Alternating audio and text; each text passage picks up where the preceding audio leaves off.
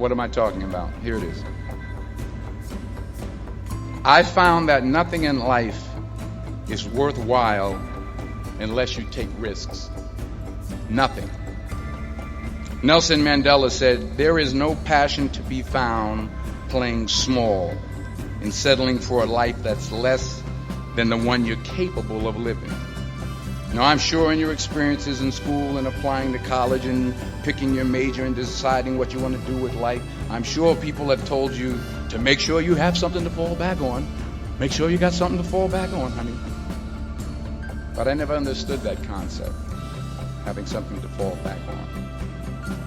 If I'm going to fall, I don't want to fall back on anything except my faith. I want to fall forward. I figure at least this way I'll see what I'm going to hit. Fall forward. This is what I mean. Reggie Jackson struck out 2,600 times in his career, the most in the history of baseball. But you don't hear about the strikeouts. People remember the home runs. Fall forward. Thomas Edison conducted 1,000 failed experiments. Did you know that? I didn't know that. Because the 1,001st was the light bulb. Fall forward. Every failed experiment is one step closer to success. You've got to take risks, and I'm sure you've probably heard that before, but I want to talk to you about why that's so important. I got 3 reasons. And first, you will fail at some point in your life. Accept it. You will lose. You will embarrass yourself. You will suck at something. There's no doubt about it. And I know that's probably not a traditional message for a graduation ceremony, but hey, I'm telling you, embrace it, because it's inevitable. And I should know. In the acting business, you fail all the time. Early on in my career, I auditioned for a part in a Broadway musical. Perfect role for me, I thought, except for the fact that I can't sing. So I'm in the wings. I'm about to go on stage, but the guy in front of me, he's singing like Pavarotti. He's just he's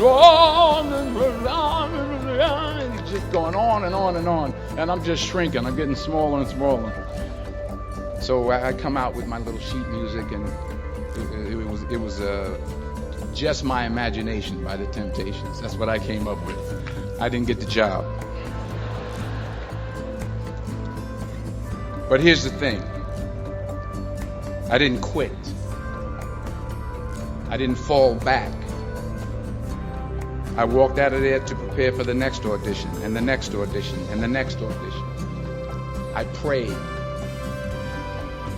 I prayed. And I prayed.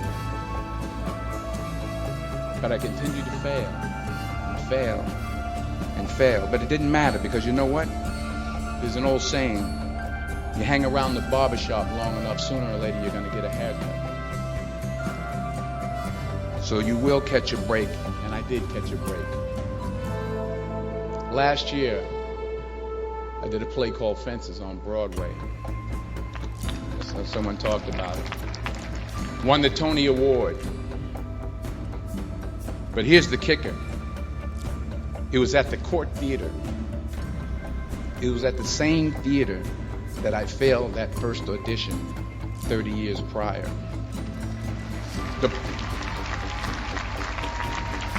The point is, and I'll pick up the pace, the point is every graduate here today has the training and the talent to succeed. But do you have the guts to fail? Here's my second point about failure. If you don't fail, you're not even trying. I'll say it again. If you don't fail, you're not even trying. My wife told me this great expression. To get something you never had, you have to do something you never did. Les Brown's a motivational speaker. He made an analogy about this. He says, imagine you're on your deathbed, and standing around your deathbed are the ghosts representing your unfulfilled potential. The ghost of the ideas you never acted on. The ghost of the talents you didn't use. And they're standing around your bed, angry, disappointed, and upset. They say, we came to you because you could have brought us to life, they say. And now we have to go to the grave together. So I ask you today, how many ghosts are going to be around your bed when your time comes? You've invested a lot in your education, and people have invested in you. And let me tell you, the world needs your talents, man, does it ever. I just got back from Africa like 2 days ago, so if I'm rambling on, it's because I'm jet lagged. I just got back from South Africa. It's a beautiful country, but there are places there with terrible poverty that need help. And Africa is just the tip of the iceberg. The Middle East needs your help. Japan needs your help. Alabama needs your help. Tennessee needs your help. Louisiana needs your help. Philadelphia needs your help. The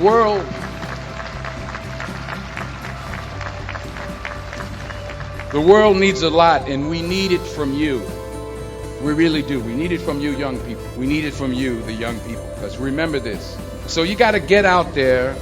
You got to give it everything you got, whether it's your time, your talent, your prayers, or your treasures.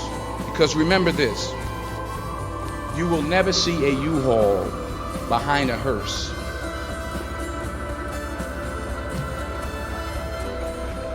I'll say it again. You will never see a U-Haul behind a hearse. You can't take it with you. The Egyptians tried it, and all they got was robbed. So the question is, what are you going to do with what you have? I'm not talking about how much you have. Some of you are business majors. Some of you are theologians, nurses, sociologists. Some of you have money. Some of you have patience. Some of you have kindness. Some of you have love. Some of you have the gift of long suffering. Whatever it is, whatever your gift is, what are you going to do with what you have? All right, now here's my last point about failure.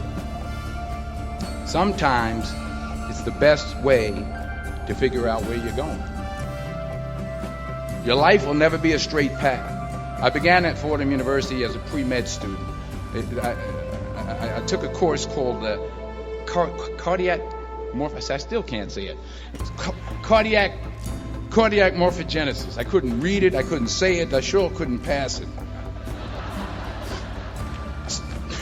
So then I decided to go into pre-law, then journalism. And with no academic focus, my grades took off in their own direction.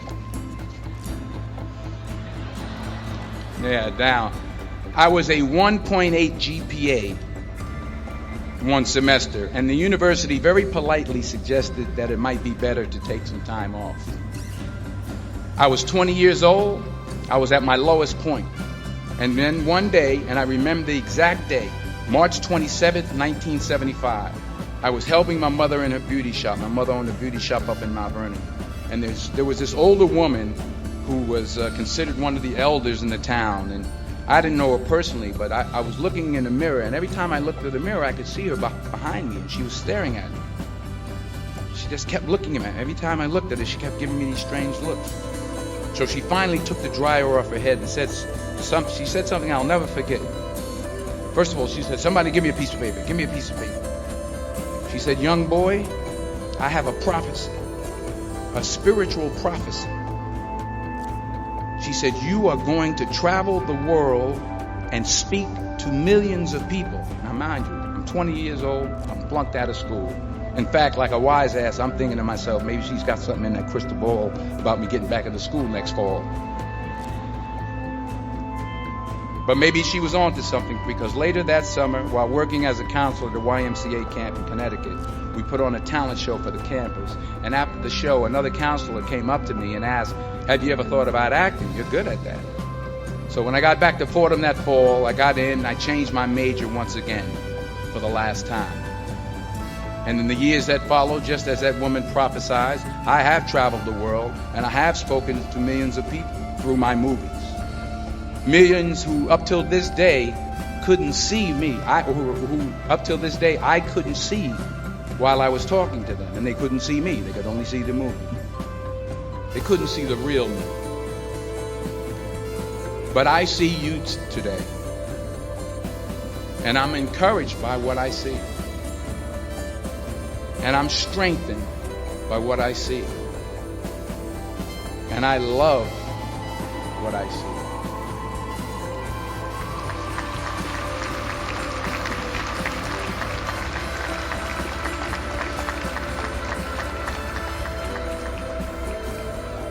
One more page, and I'll shut up. Many years ago, I did this movie called Philadelphia. We filmed some of the scenes right here on campus. In a way, if you watch the movie, you'll see everything I'm talking about today. You'll see what I mean about taking risk or being willing to fail. Because taking risk is not just about going for a job. It's also about knowing what you know and what you don't know.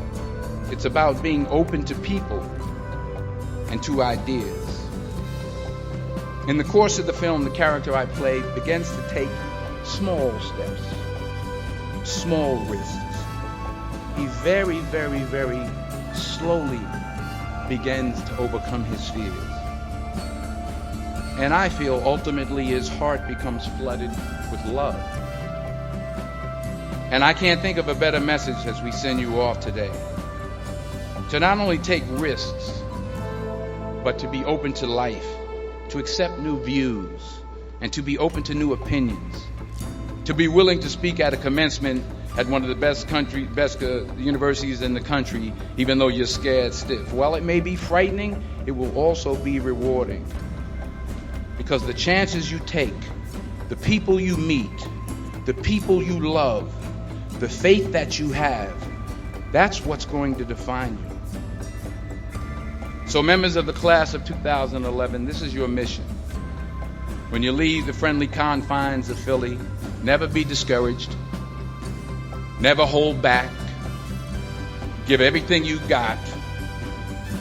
And when you fall throughout life, and maybe even tonight after a few many glasses of champagne,